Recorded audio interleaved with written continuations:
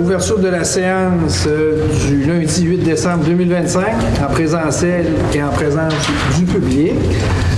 Les membres du conseil mentionnés vont se présenter, en commençant par le siège numéro 1. Daniel Choquette, siège numéro 1. Patrick Vizien, siège numéro 2. Stéphanie Maillé, siège numéro 3. Daniel Bouchard, siège numéro 4. Joannie Potvin, siège numéro 5. Sophie Piché, siège numéro 6. René-Carl Martin, maire. Avec nous assiste Mme Josée Vandette, directrice générale, greffière trésorière, donc multitâche.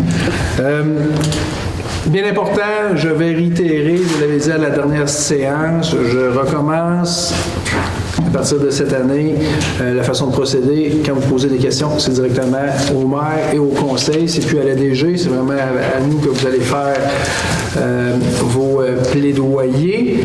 Madame Vandette va toujours être là pour nous appuyer, parce que bien sûr, le côté administratif, nous on fait du côté politique, hein, on fait le côté politique, le côté administratif, c'est Madame Vandette, donc elle est d'une aide primordiale lors des séances.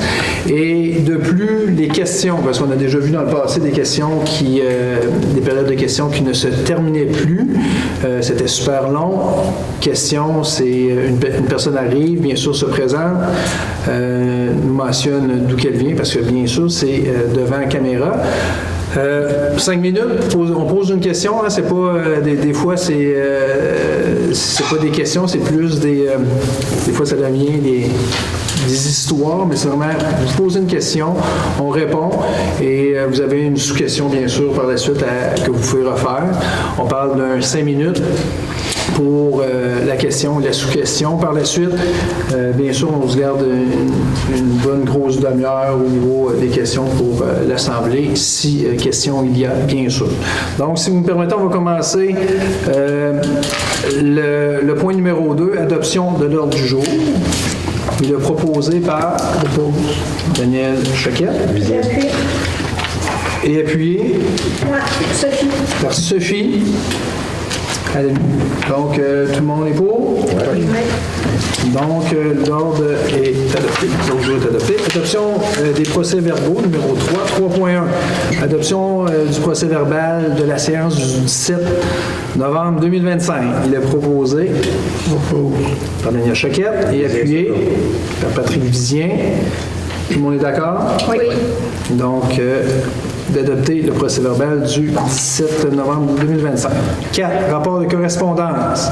Alors, je vous ai déposé 37 correspondances de différents niveaux au niveau du monde municipal. On comprend qu'on n'en a pas beaucoup ce mois-ci en raison du fait que la dernière séance s'est tenue il y a seulement 2 semaines.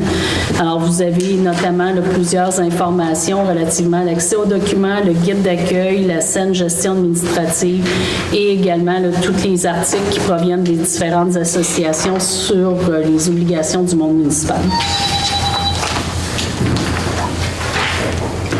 Réponds, Richard.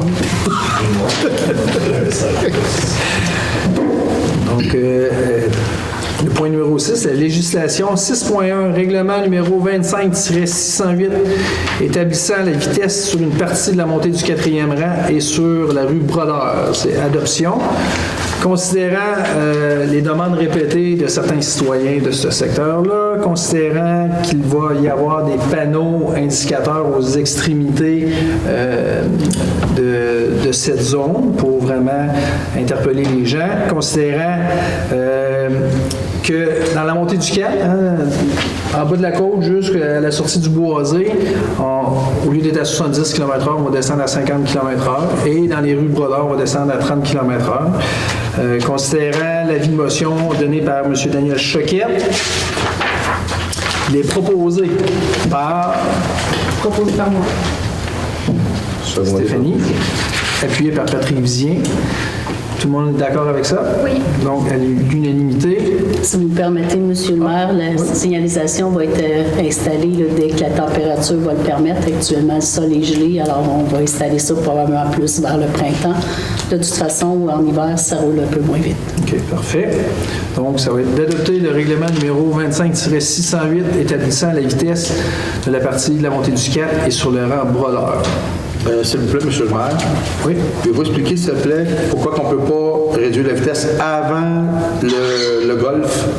Parce que ce territoire-là ne nous appartient pas, ça appartient au ministère. Hein? Oui, c'est ça. Initialement, les citoyens voulaient que la zone de 50 km/h commence beaucoup plus près de l'autoroute, mais bien sûr, il faut comprendre que la partie de la montée du Cap qui longe l'autoroute, donc en parallèle avec l'autoroute, appartient au MTQ. Ça ne nous appartient pas, même si on veut changer la vitesse, ça ne nous appartient pas. Donc, du moment que la route nous appartient, on change le panneau, on réduit.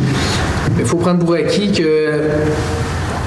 j'ai le pressentiment qu'il va y avoir beaucoup de tickets qui vont se donner dans ce coin-là, puis peut-être même que ça va être beaucoup des gens locaux qui vont se faire attraper à leur propre jeu.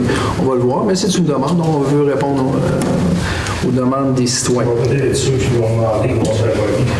Probablement. 130 km, ça reste 130 km. À pied, on décide de réduire de 30 km. C'est incroyable, oui, ici.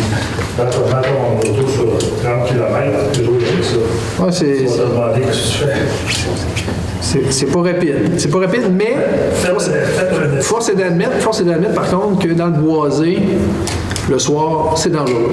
Moi, le premier, quand je roule en voiture, je roule dans le centre, j'ai toujours peur d'accrocher quelqu'un. C'est quand même une zone assez... assez épeurante. Parce que ce qui est important de comprendre, c'est le 30 km/h, c'est dans la rue Brodeur seulement. Pas ça, mais même alors, il ne faut pas de distance. 6.2. Règlement numéro 25-609 relatif au traitement des élus municipaux.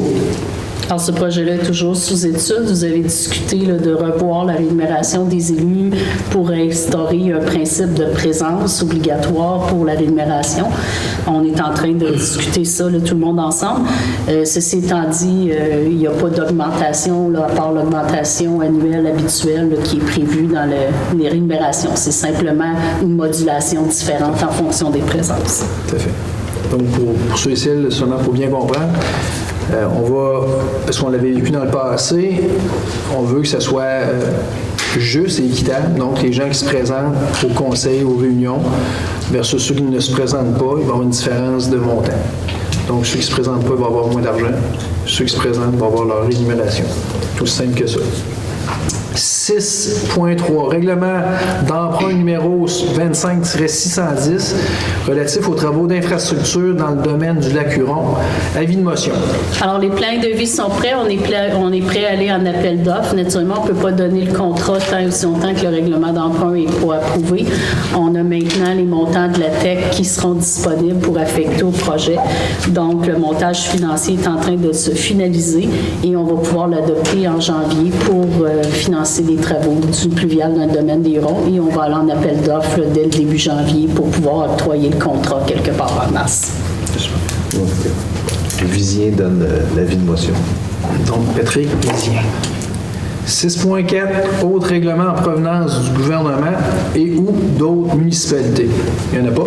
Il y a seulement le projet de loi 104 qui modifie certaines dispositions afin de donner suite à des demandes du milieu municipal. Alors, ça touche principalement le volet administratif, là, où on n'aura pas à faire de reddition de comptes au gouvernement, mais on va faire la reddition de comptes aux auditeurs à la place.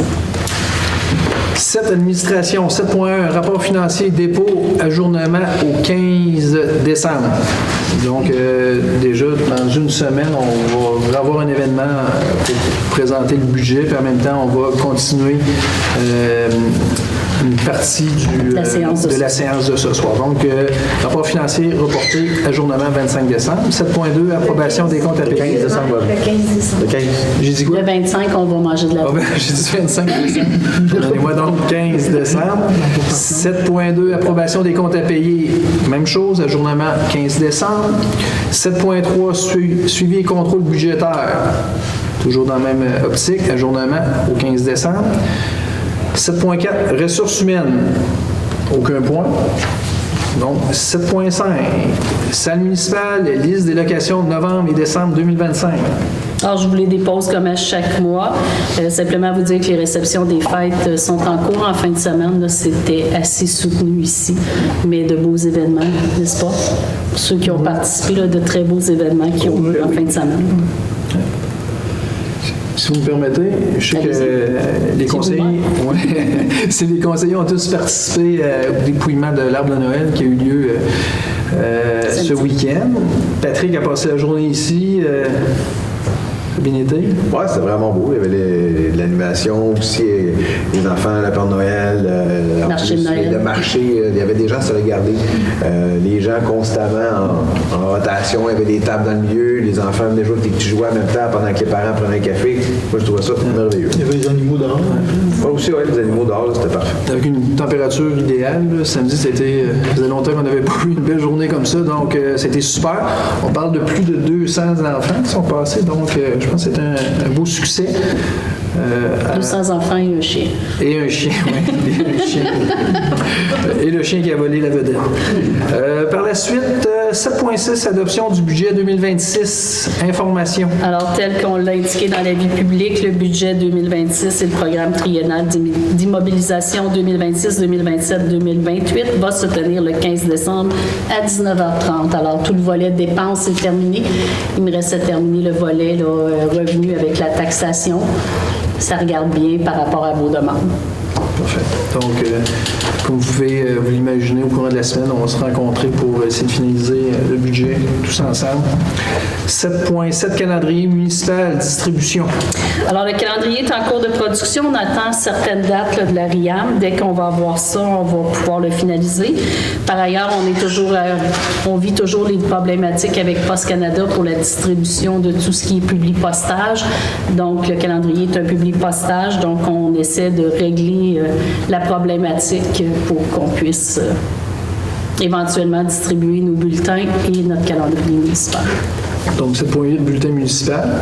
Même chose. En décembre, il n'y aura pas de bulletin municipal parce que vous comprendrez qu'on en a eu un il y a une semaine et on n'a pas beaucoup de choses à mettre dedans, mais celui de janvier sera plus soutenu avec le budget et tout ça. Et comme on a des problématiques de distribution, bien, il n'y a pas tant de gens que ça qui le voient. J'en ai mis à l'entrée là, de celui de novembre si les gens veulent le prendre, mais tant que ce n'est pas réglé avec Post Canada, c'est problématique. Donc, on va créer une façon de vous l'envoyer par courriel à la place parce que c'est ça. 7.9, loi sur les archives, calendrier de conservation des documents d'un organisme public, mise à jour, adoption. Alors, on avait un calendrier qui était en vigueur là, depuis juin 2021. On va le mettre à jour pour adopter le calendrier qui est recommandé par la Bibliothèque nationale du Québec pour le monde municipal. Alors, c'est les délais de conservation des documents qu'on doit respecter. Alors, c'est simplement pour m'autoriser à signer la demande et à signer les documents requis pour mettre à jour notre calendrier. Besoin d'un proposeur.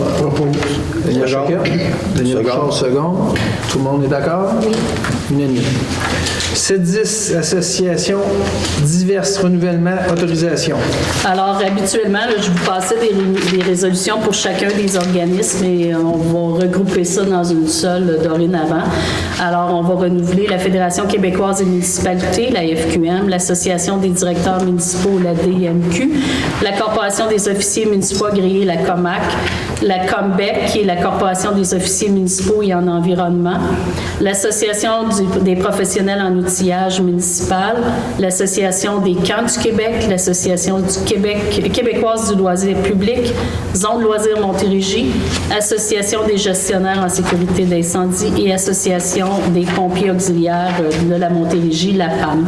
Alors, c'est déjà tous des budgets, des montants qui sont prévus au budget depuis des années. C'est une récurrence, mais ça fait juste autoriser le renouvellement. Je pourrais le faire administrativement, mais je préfère toujours vous le dire. C'est plus intéressant pour vous. Donc, le proposé. Daniel Bouchard. Oui. C'est qui là? Joanie? Oui. Secondé Joanie, qui a secondé. Unanime? Oui. À l'unanimité. Ensuite, 7.11, Post Canada, c'est un petit peu redondant avec ça qu'on a dit tout à l'heure. C'est la dénonciation du changement de méthode de distribution du courrier. Donc, on va tenter de régler le problème, puis si on n'a pas réglé, on va adopter une résolution pour monter ça au niveau du ministre. Parce que plusieurs d'entre vous, peut-être moi, je ne vois pas de gens du secteur... ouais, mais le secteur problématiques, on a un secteur très, très problématique et la Saint-Simon, entre autres, qui est problématique avec, quand ça vient le temps de recevoir des courriers, des FedEx et compagnie, c'est toujours très, très compliqué parce que c'est le même code postal avec le village. Donc, c'est trouvé, ça fait plusieurs années que ça vient nous hanter, mais là, je pense qu'on est rendu au stade de régler ça une fois pour toutes. Mais dans les faits, ce que Poste Canada refuse, c'est qu'ils ne veulent plus qu'on puisse choisir les rues dans lesquelles on distribue nos publics postages. Comme on a le même code postal que le village, il faudrait que je distribue à la grandeur du territoire, y compris le village. Il faudrait que le village distribue à la grandeur du territoire, y compris la paroisse, pour qu'ils puissent distribuer notre courriel, nos courriers. Alors, avec un timbre, il n'y a pas de problème, mais pas de timbre, mais on comprend que c'est pas le même coût, là. Distribuer le bulletin avec un timbre, ça prend une enveloppe, ça prend le timbre. On vient de tripler le coût du bulletin. 8, sécurité publique et civile. 8.1, lieutenant, nomination. Alors, on avait un lieutenant, M. Gabriel Boisvert, qui fait partie du service depuis plusieurs années et qui a demandé à abandonner son statut de lieutenant pour conserver son titre de pompier éligible, non pas parce qu'il n'aime pas son emploi, mais parce qu'il est pompier temps plein ailleurs et qu'à un moment donné, le temps manque. Donc, on a accepté qu'il retourne comme éligible et à ce moment-là, il faudrait nommer le prochain sur la liste des éligibles qui a réussi les examens et qui a le plus haut résultat. Et c'est M. Dominique Patry qui deviendrait lieutenant compté de ce jour.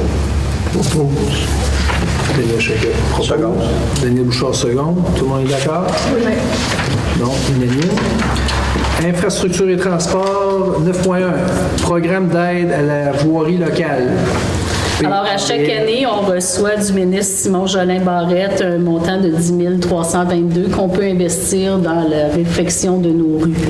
Alors, cette année, on a fait des travaux de pavage, notamment dans le secteur d'Ouville, mais également dans le secteur du domaine du lac des Hurons pour réparer un dos d'âne. Et comme vous pourrez vous en douter, ça monte plus haut que 10 322. Donc, on va affecter ce 10 000-là à ces travaux-là. Alors, c'est simplement pour me permettre de faire la reddition de compte. Proposé par Sophie. Secondé par Joanie. Tout le monde est d'accord? Oui. Donc, unanime. Donc, je ne sais pas si la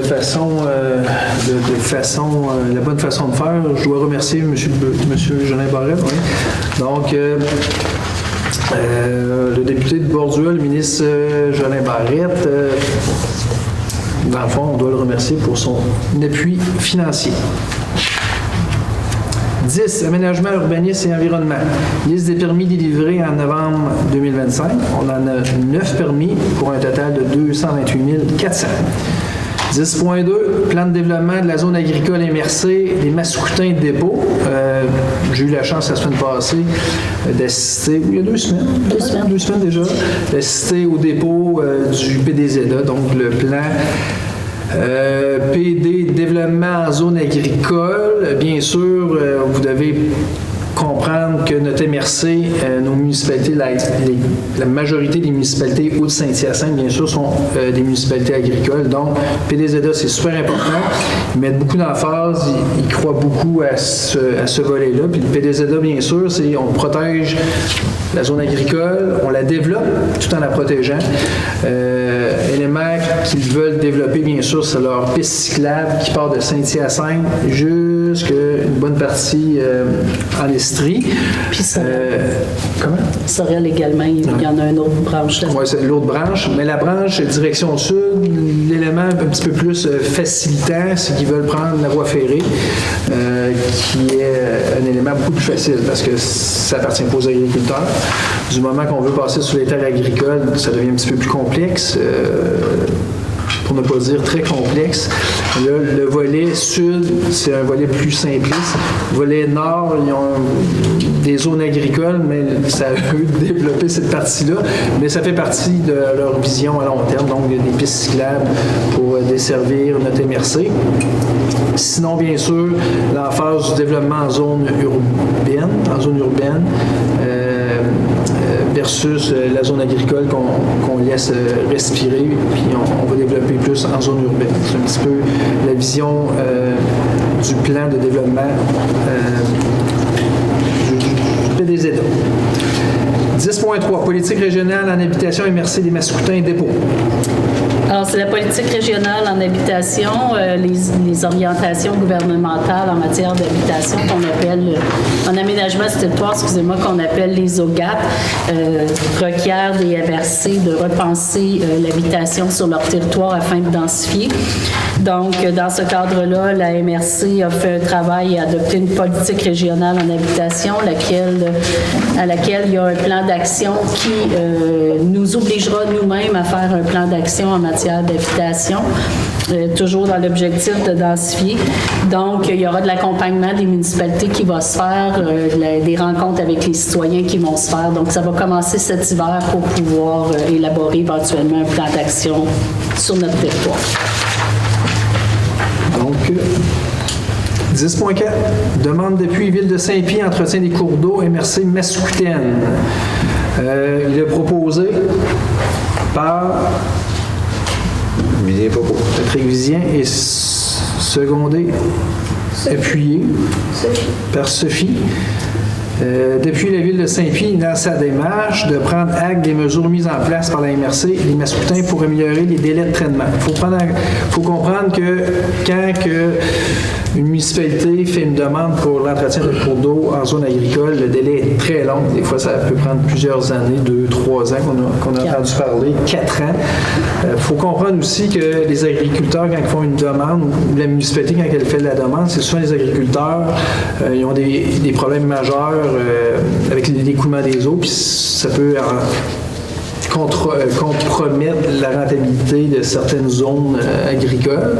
Donc, c'est pour ça que la demande est faite d'être plus rapide, plus effectif, plus performant au niveau de la MRC pour nettoyer les cours d'eau et aussi pour facturer aux municipalités, parce qu'il y a un délai, on a déjà vu des travaux qui étaient terminés et la facturation n'arrivait pas.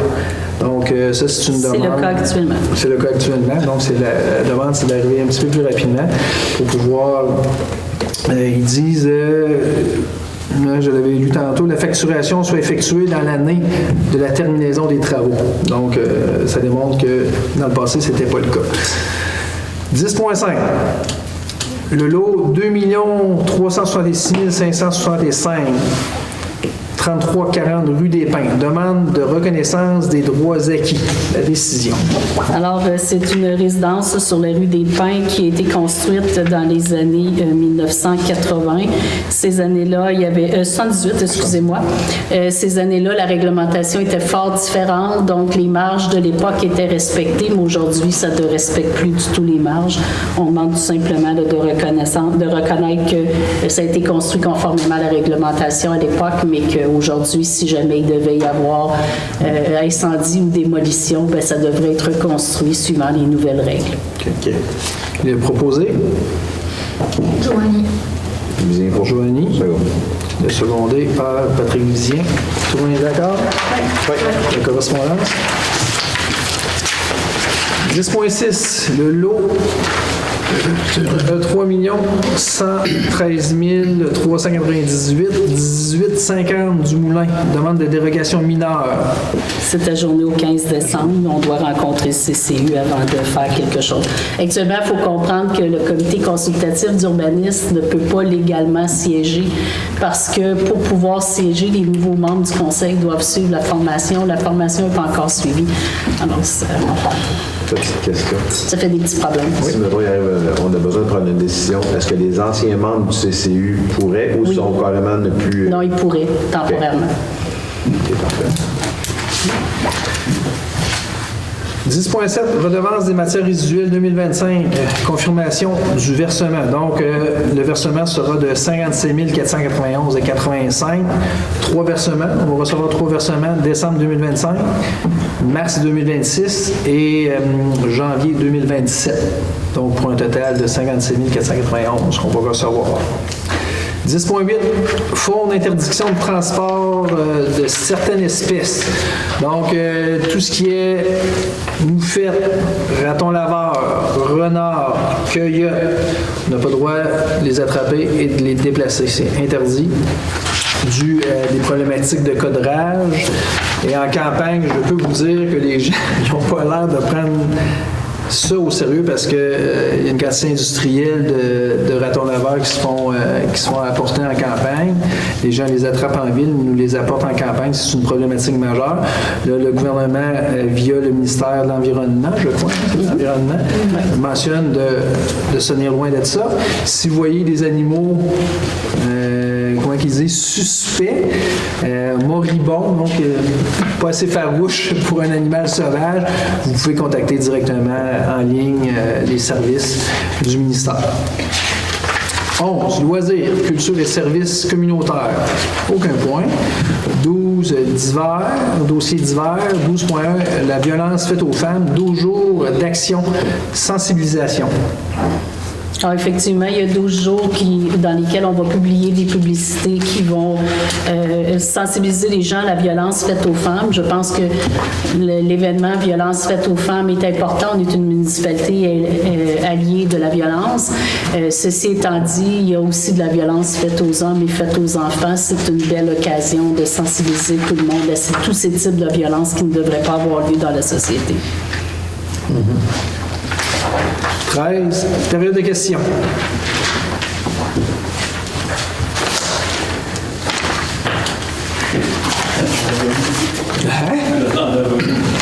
Non, il n'y en a pas, il y en a pas. Alors, c'est juste le feuillet. Le feuillet, normalement, Le bulletin, oui. le bulletin, oui. Parce que je ne regarde pas ça, là. Non, mais il va toujours en avoir des copies au bureau. Les gens vont pouvoir venir les chercher. C'est pas parce qu'il y a des liens blancs, on va aller chercher une copie. Non.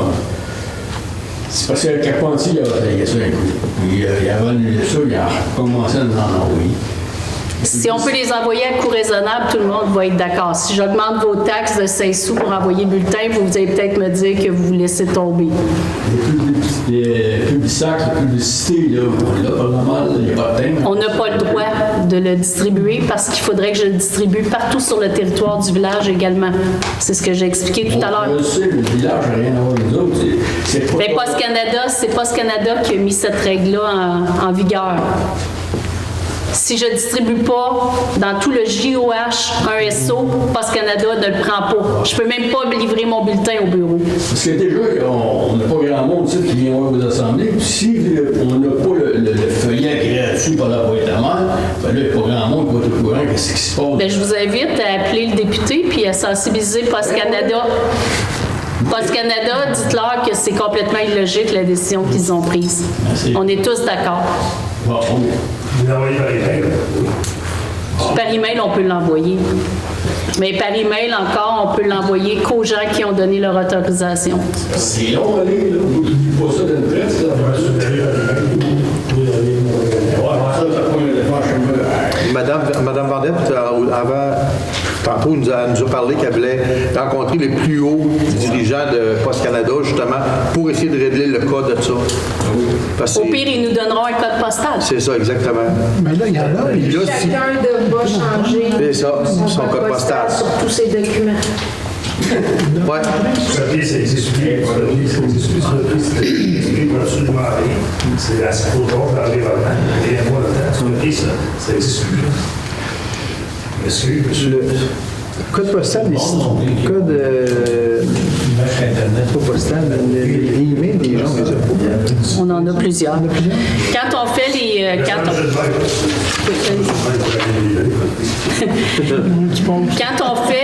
Quand on fait les relevés de compteurs d'eau, on prend les adresses courriels des gens. Donc, on va envoyer un mailing à tout le monde disant si vous voulez recevoir le bulletin, cochez oui, puis retournez-le. Là, je suis dans le changement de site Internet. Quand le site Internet va être changé, on va avoir la possibilité de faire ça.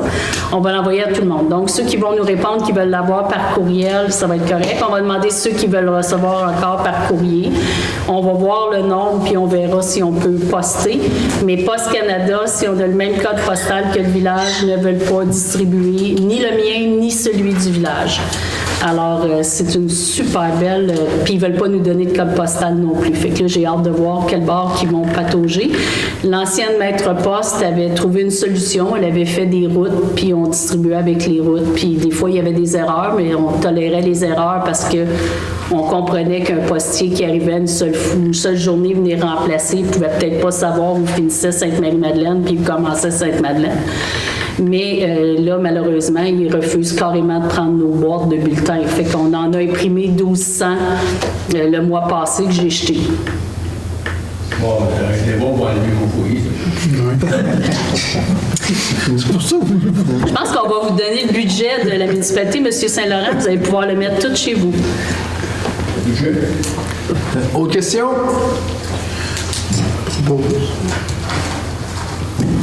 Donc, s'il n'y a pas de questions, L'ajournement de la séance. l'ajournement, on va aller voir de la bonne façon. Ça prend quelqu'un qui propose selon l'ajournement. Donc, qui propose l'ajournement? Daniel Choquette propose. C'est second. Patrick Vizien, second. L'ajournement. Donc, le 15 Décembre, Décembre. à 7h30, le budget et le plan triennal. Et par la suite, on poursuit les points.